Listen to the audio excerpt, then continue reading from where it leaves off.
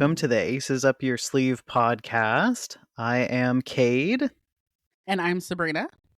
and we're here today to talk about adult autism assessments. As our usual disclaimer, this is not therapy or therapeutic advice. It's just what we might do if we were in your position and our thoughts on the situation. Yeah, and this is a big one.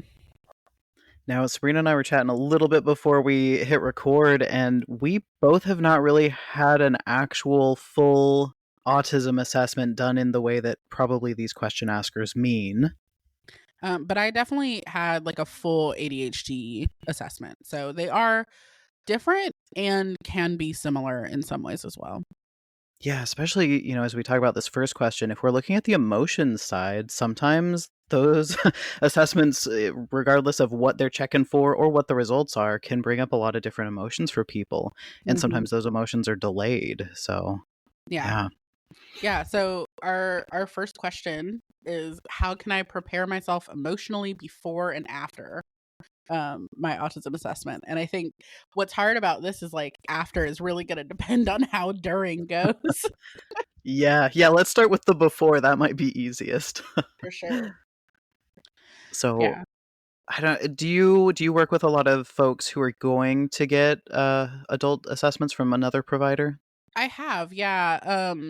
eh, Funnily enough, I've worked with a few folks who have like gotten a whole binder together. Like I know a lot of folks who have taken a lot of the like embrace autism things before and all that, and really are looking for from an assessment like more clinical certainty or like affirmation.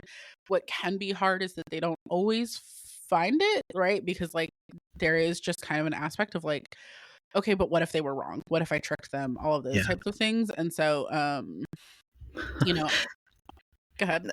I was just going to say, and there are some assessors who would see that giant binder and say, oh, this is Munchausen. This is not actually, Oh. yeah, you're not autistic. You are a hypochondriac, or you have Munchausen is what we would sadly call that in diagnostic terms. But Right.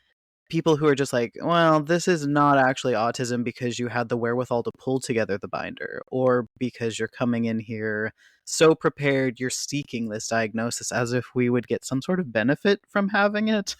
Right. Well, and I think like there's such a negative view of like some assumption of like you're seeking it because it'll give you like social clout, or there's just too many people talking about it and like Yeah. da da da, and it's like, okay, first of all, social clout, get your shit together. But also like everyone's talking about it because we're learning more about it, and like this just shows that you're like stuck behind the times, in my opinion. But yeah, I think that I hear you on that. I always like I think of that binder and I go like, non-autistic people are not making this binder. Yeah. Some autistic people are not making this binder. Like as an ADHDer, not making that binder. Just not doing it. But I might make a Google Drive with several subfolders embedded in it. And so like there's like a lot of these different kinds of ways that people will prepare. And I think the best thing that I can think of is kind of like giving yourself whatever you need personally to feel like safe and ready for it, and permission to like in whatever way that you need to be as authentic as you can. And so if that means masking, maybe it's masking and telling the person like, I am feeling a strong need to mask right now because I don't feel safe, or like it's really scary for me to put myself out there. Like when I was doing my ADHD assessment, so it was 2 days and I had therapy in between the two things, which was really nice. With like a separate provider, just for clarity for everybody listening. Yeah, with my therapist. So my therapist at the time was a doctorate level PsyD psychologist, and was just seeing me for like weekly therapy. Like we had been meeting. By this point, I am just finishing up, or have just no, I'm just finishing up undergrad. And she and I had been meeting since middle school. And so like she knows me really well, like all the things. So I go in for day 1 and there's like all these math problems and I'm like so stressed out. I did not know about my math learning disability. We found it on this thing. I am like literally on the verge of tears, like stressed, pressed, all of it.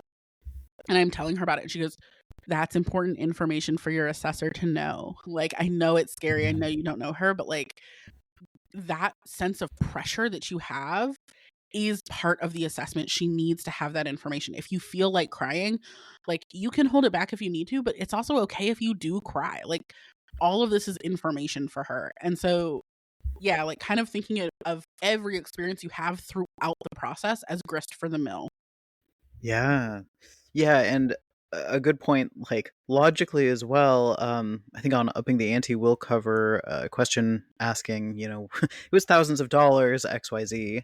Uh, it is sometimes very expensive to get these assessments, so even when it's uncomfortable, the more you can unmask or, like, give almost a meta-analysis of, "I feel like jiggling my leg, I'm just, nervous, so I'm not gonna be able to move that much," or, just letting them know what's going on internally for you because you Mhm. want to get the most accurate results you can, Yeah. uh, especially for all the time and money that it takes to go and do this.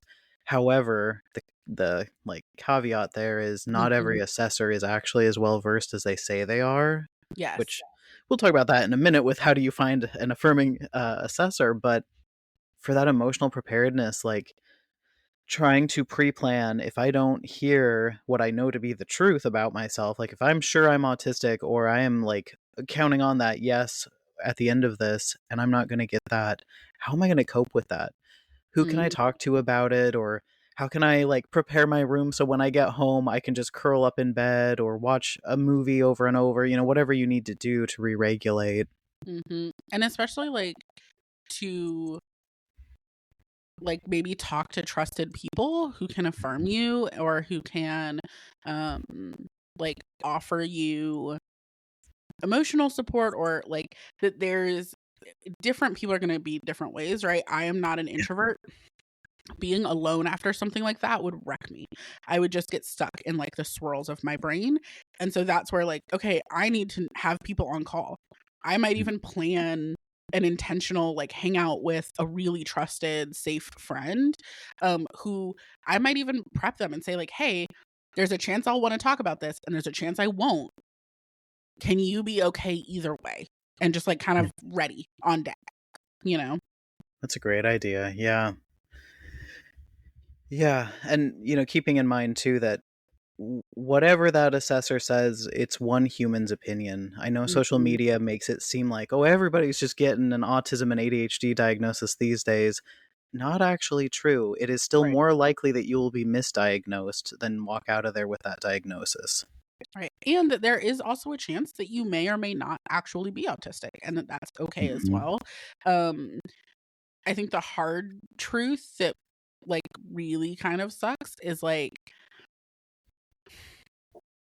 one person can't give that all to you. And so that's what I was talking about earlier, right? Where people will like get the assessment and they'll get the confirmation, quote unquote, and still not feel confident in it. And that's because no one person can really, really give it to you all the way. And especially right now, as our understanding of it, if you have two assessors in the room who come from really different backgrounds and who have really different training, and they watch you answer all the questions the same way and do the test the same way and whatever, they might still come to two very different conclusions. Yeah. How do you choose who to trust? Like these are the things that actually get really complex about the field of like mental health in general. I tell clients all the time, I did not go into a field where I'm going to scan your leg and see a physical break within your bone. That Yeah. is not the field that I chose to go into. That is not the field of study that we are currently talking about right now.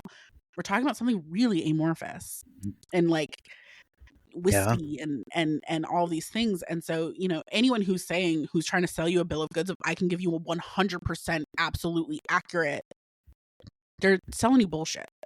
Yeah. Yeah, truly the best we can do right now is with how we currently define autism, what we currently know about it, what the research shows right now. And if that were to change tomorrow, I would adapt how I screen people, you know? Yeah.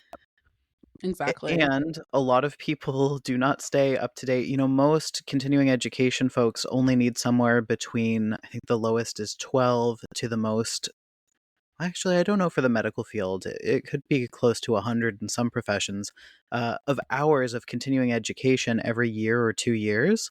Mhm. So for those people who maybe only need 12 to 18, maybe they want to focus on OCD and they never touch continuing education on autism ever. And then Mhm. that's who's diagnosing you, that everybody's knowledge base is a lot different. So Right. definitely keeping an eye out there for who's staying up to date on this stuff and how are they showing that, and is the way that they're writing about autism matching the most recent understandings of autism. Right. And the issue is, right, that there is some confirmation bias that can be at play, right? That Yeah. people who have a negative deficit based medical model view of autism are more likely to seek out trainings that align with that, right? Yeah. So, like, we just held, Cade just held the Autistic Clinical Insight Symposium, which was like this huge event that he worked extremely hard on. Um, this past weekend where a lot of folks were saying like this is the first like symposium or training or experience that I've had that has been this affirming and that has been this Mhm. lived experience base, and that all of these different things that like that actually is pretty rare still within our community. And so a lot of times there can be a really big mismatch Yeah. for trainings. And so it's easy if you're not actively seeking out affirming trainings to miss them. And it's interesting, I won't name names, we don't have to get into the gossip of it, but I did offer a few discounted and even free tickets to a few folks who are really well-known assessors in their community in the United States, hoping that they would come and learn to be more affirming, because even though they're big name assessors, that doesn't actually mean that they understand autism the way that they ought to be actually affirming. Mhm. And I did not see their name on any of the lists. So I'm hoping they'll be catching the replays so that they'll get that info. But, even some of the big name people here in the US don't always go to the most up to date strengths based trainings. Right. So I think that like preparing yourself emotionally isn't as much about like and then do this and then do that and then do Yeah. that, which would be nice. But it is about just reminding yourself that like it might be painful if you don't get an answer that Mhm. you're looking for. And that like that doesn't actually change anything about how you're experiencing the world. Right? Yeah. Realistically, you're looking for a name for how you experience the world, but how you experience it does not change based on what someone says. And if you're someone who's already been doing some like self accommodation or formal accommodations and it's in line with what autistic folks would do and it's been helping you, even if you don't walk out of there with that diagnosis, it doesn't mean you suddenly have to give up on all of the accommodations you've been doing. You can continue to utilize those same supports regardless of what label we throw on it. Yeah, it's actually one of the things that like I find more and more myself really struggling with is even autistic like providers have this kind of mindset of like I had so much self-judgment and I was so frustrated with myself Mm. and so angry with myself all the time until I finally got the diagnosis, and then I could be kind to myself. And you gotta start before then, friends. Like, you have Yeah. to start being kind to yourself regardless of what diagnoses, regardless of what a medical provider will name you, regardless of whatever the fuck you have that's in that big blue book. You have to start being kind and gentle with yourself and your experience of the world before any of that comes into it. Yeah. Yeah, in the play therapy world, we kind of have this belief that kids do well when they can. And so Mhm. if a kid is not doing well, if you're seeing behaviors that are like harmful to themselves or others, it's not because they don't want to be doing good. It's Mhm. because they're running up against barriers and dysregulation and they need extra support. And I wish adults would see themselves through that lens of like, I Yeah, actually want to be like my version of successful and I want to do well and I'm not out here just to to hurt people. And I keep doing the things I don't think that I ought to be doing or I don't want to be doing, instead of going that that's a moral failure on my part, looking at it through the lens of what's getting in my way from doing the things I actually want to do that are values aligned for me. exactly. And like if wearing earplugs is helpful to you, that doesn't stop just because somebody didn't label you as autistic.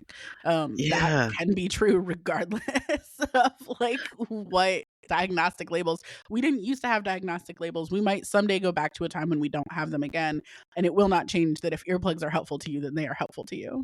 Yeah.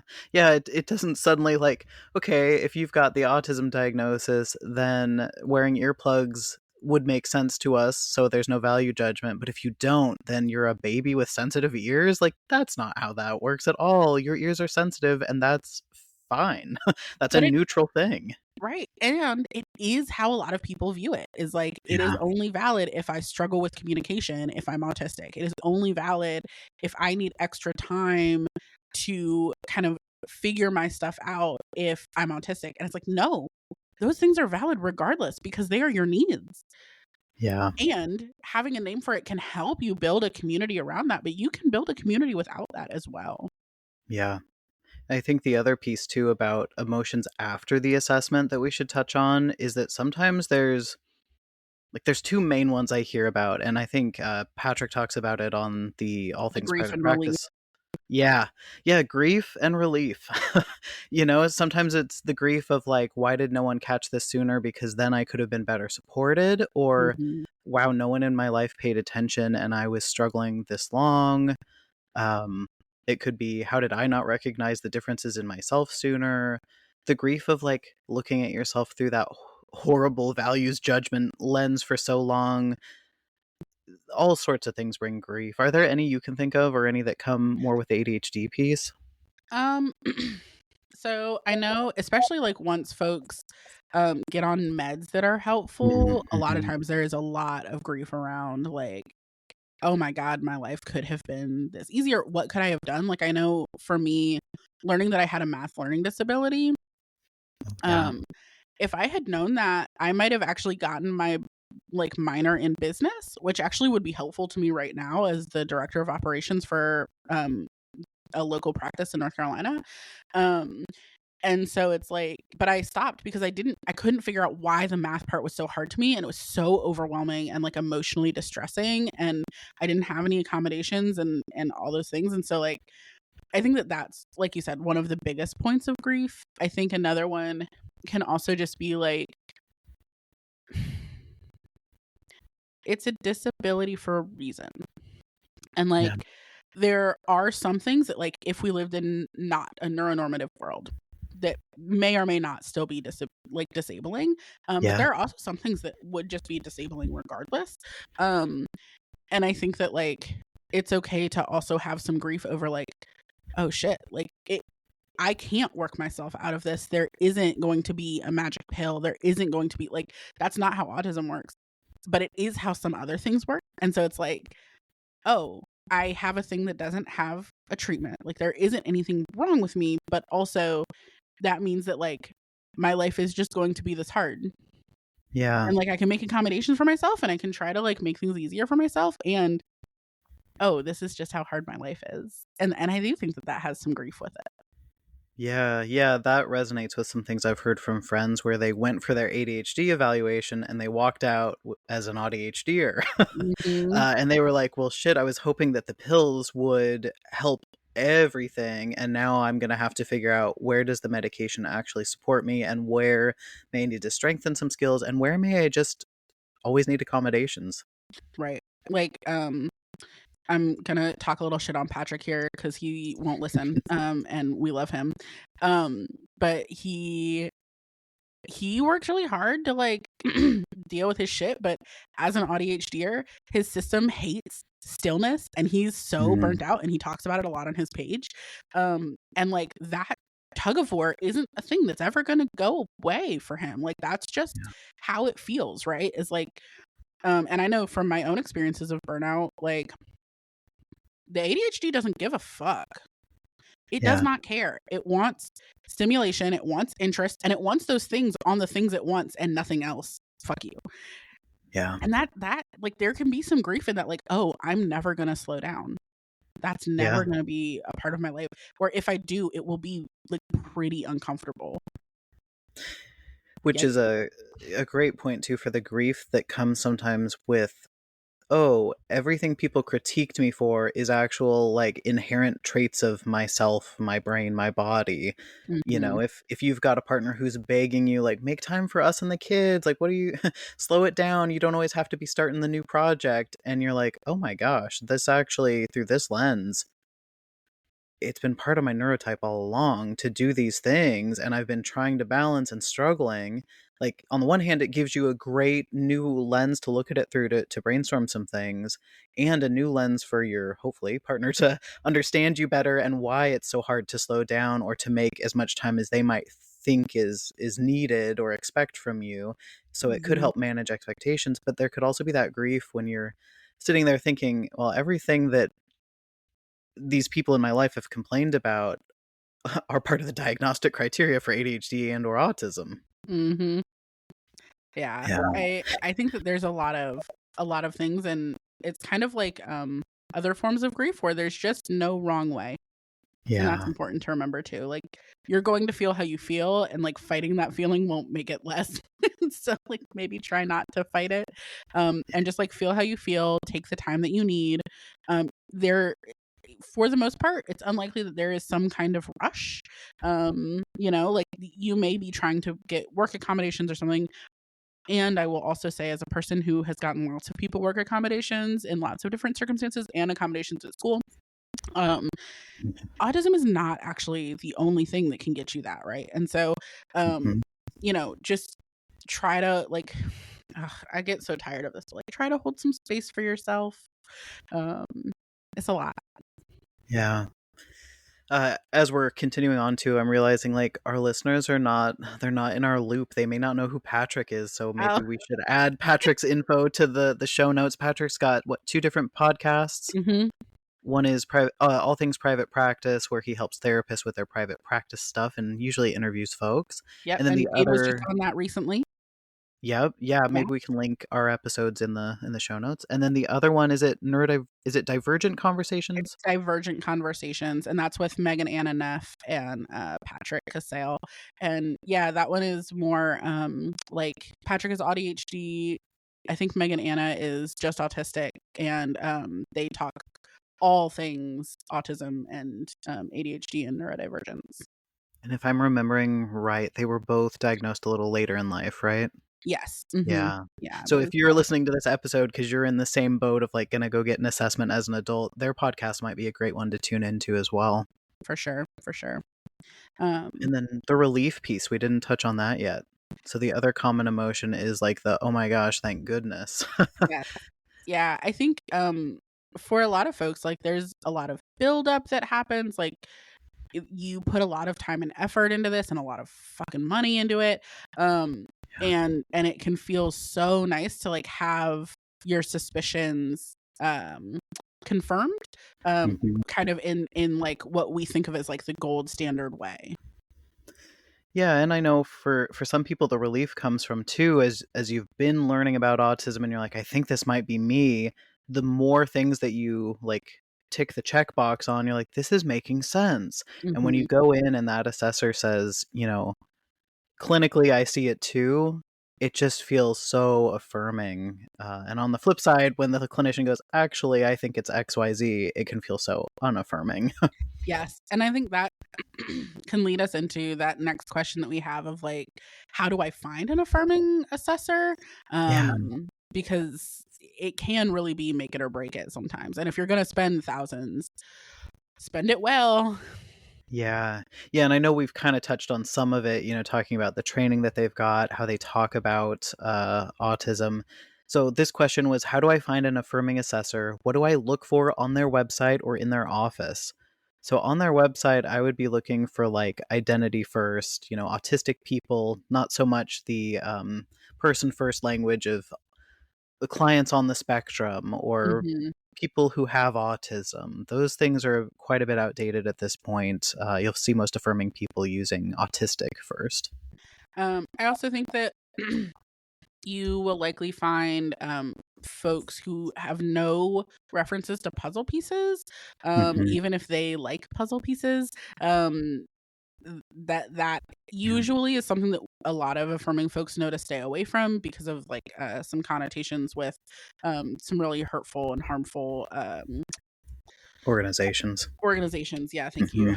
Mhm. And so that's not to say that anyone who has one is absolutely the worst, but that like for the most part, those of us who know that there are a lot of people who have experienced harm related to that, will just kind of forego it completely out of safety.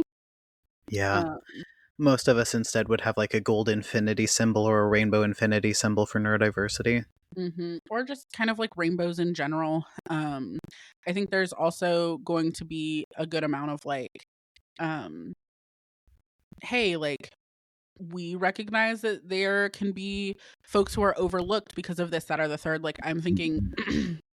my old therapist again, she specializes in women, girls, and like AFAB folks primarily, and then kind of gender diverse folks after that.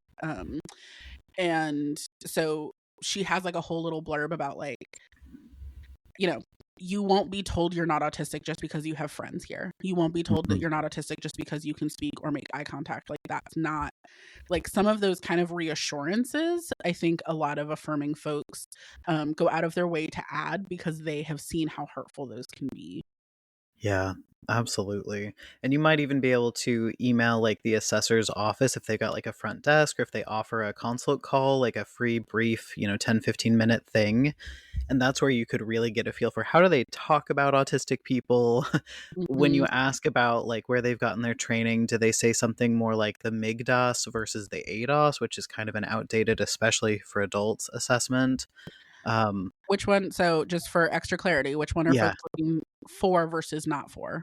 you'd rather go to somebody with the MIGDAS, MIGDAS, and I believe it's like at the -2 point at this point. I think so. And you don't want the ADOS or the ADOS -2. Yeah. So, yeah, like I think a lot of times kind of even asking about like, "Hey, I did some embrace autism Mhm, self-assessments. Do you take those into account or consideration?" And if they're mhm. like, "No, really we're only looking at the professionally made Yeah, blah blah blah blah." Like that's probably not someone who's like interested in taking your self-assessment seriously, and that's concerning. Um versus like someone who's gonna be like, oh yeah, like make sure to send those over. We'd be really interested to see like what came up for you on that and how you felt doing it. Like who's gonna actually mhm. listen to you. That is more likely to be someone who's gonna be affirming. Yeah. Especially if they will also take like uploads to the client portal before you meet, whether that's like an old report card or here's a letter from my parent or here's a letter from my partner, like other forms of self or collateral report that that the fact that they'd be open to it is a good sign instead of them going, no, we're only going with the numbers on my clinical tools and that's it, because Yeah. that doesn't take the nuance into account. Yep. Yeah. I know when my partner did their autism assessment, wow, just like a little over a year ago. Um their assessor had me fill something out, their assessor had their mom fill something out, and their assessor had their therapist fill something out. Nice. And so between those three things, like that gave them a lot of information. And then also their assessor called me as one of the collaterals and had a phone conversation with me. Like those are all great things that I think are really important. That just because you're an adult, your collaterals matter. Yeah. And were was willing to hear me when I was like, yeah, like, you know, mom is also undiagnosed and like all of these different types of things that might make even those kind of collaterals slightly less accurate. Yeah. Yeah, and not every assessor is going to invite those people in, but if you ask, "Can I bring the feedback or could I bring so and so?" the openness is what would tell me whether they're affirming or not. Um, Yeah. and I think if they are openly autistic, that's a good sign because then they at least intimately know what one version of being autistic looks like. Hmm. And who knows, they may have their own story about a later in life diagnosis that goes with that they don't share, but that they've been through a similar thing and may be able to understand what emotions might come up for you or what your needs might be. Yeah. I also think that asking them like how in general they feel about the current uprising in like the numbers on how many people are being found to be autistic, um, asking them how they feel about self-diagnosis, Mm-hmm. how they feel about some of these different kinds of topics that uh, if they have a really strong negative reaction to, may show some kind of sticking in their thinking. Yeah. Yeah, and I think we could probably go through a whole laundry list of what makes someone affirming. I know one of our colleagues is working on a little checklist, so once that's ready, maybe we can talk about it on an episode. But the final suggestion I would give, whether you're looking at their website or a pamphlet they've got, or you actually get to talk to them, figuring out how they think autism is caused, quote unquote. Mhm, If mhm. they say anything other than genetics primarily, that's going to be a concern, because what we know right now with the newest research and the current theory is that it is highly genetic. It's not red dye for autism and ADHD. It's not Tylenol. It's not parenting skills or lack thereof. It's nothing like that. It is genetics from what we know. We just can't pinpoint what genes. Right. Exactly right. Yeah. And I think like even just their openness to your questions about this, like if you have the chance to talk to them and you're asking them these things and they're like, oh, everyone is just asking these things these days. Like that is a nice big bright crimson red flag. And you can back away slowly and Yeah. find someone better to hand your hard-earned money over to. Well, I think we'll cut it there because we're going to go do some bonus content. We've got two questions, one around why no one noticed autistic traits when people were younger, and then also what do you do if you know you're autistic and the assessor you paid thousands for says you're not. Yeah, for sure, for sure. So, make sure to come over and listen. And you all can expect us to put out new episodes weekly on Tuesdays. You can find me over at Cryptid Learns on pretty much any social media platform, or cryptidlearns.com. And Uh, Sabrina at. Oh, go ahead. I was just going to say, and you can find me at Radical Insights Consulting on most social medias or radicalinsightsconsulting.com. And if you've got any questions for us, we would love them. You can go over to neurokink.org/AUYS and send it our way. We're going to head over to our Patreon to record Upping the Ante, which is our exclusive free bonus content. That's over at patreon.com/acesupyoursleeve podcast, and we'll see you there. Woo!